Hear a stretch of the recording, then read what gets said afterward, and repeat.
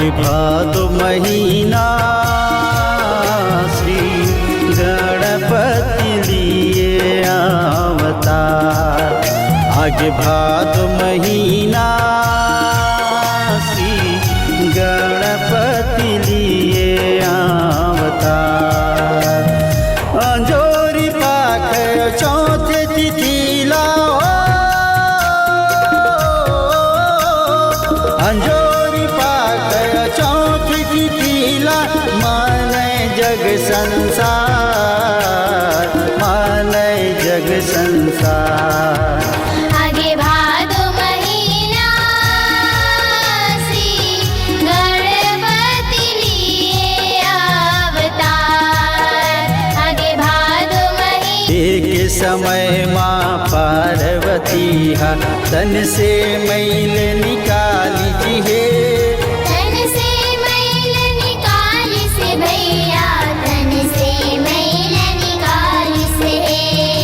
तन से निकले मैल के पुतरी बना के जीव उम डाली जी है, बना के जीव उम डाली से भैया, बना के जीव उम डाली से। एक समय माँ पार्वती हा तन से मैल निकाली जी है, तन से मैल निकाली से भैया, तन से मैल निकाली से।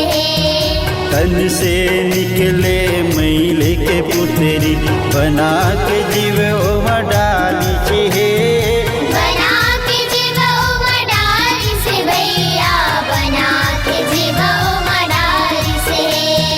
नाम धरे विनायक ओखर हो,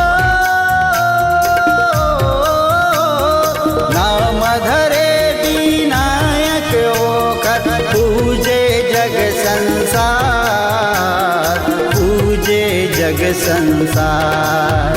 आगे भादो महीना श्री गणपति लिए अवतार। आगे भादो महीना श्री गणपति लिए अवतार।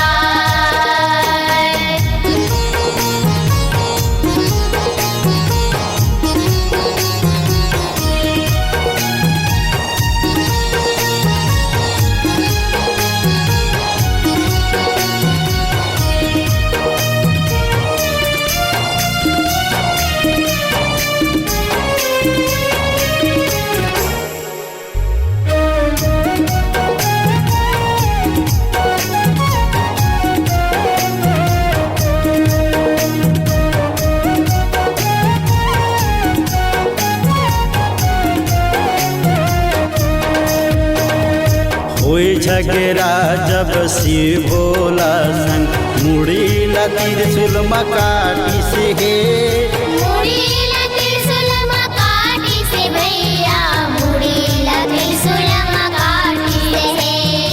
देखे दशा माँ पार्वती के हाथी के मुड़ी ला लगा दी से है, हाथी के मुड़ी ला लगा दी से भैया, हाथी के मुड़ी ला लगा दी से।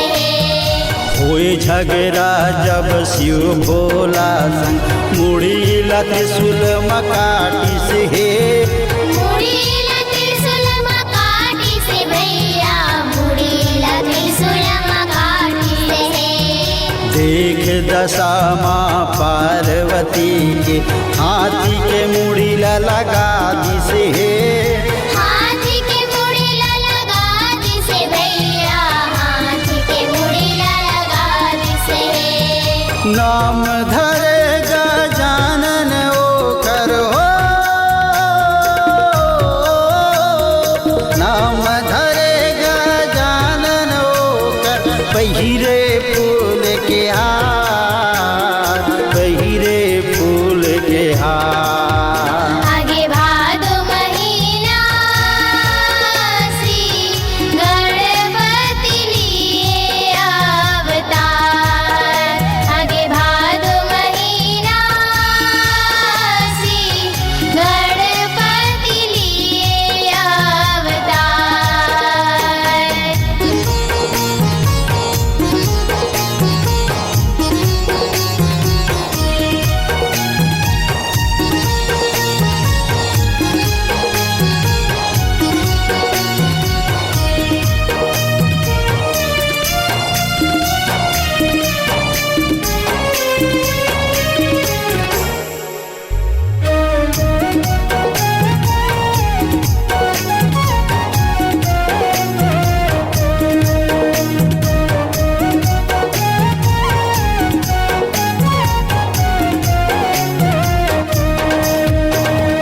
एक दंत गजबदन विनायक मुसुआ के ते सवारी करे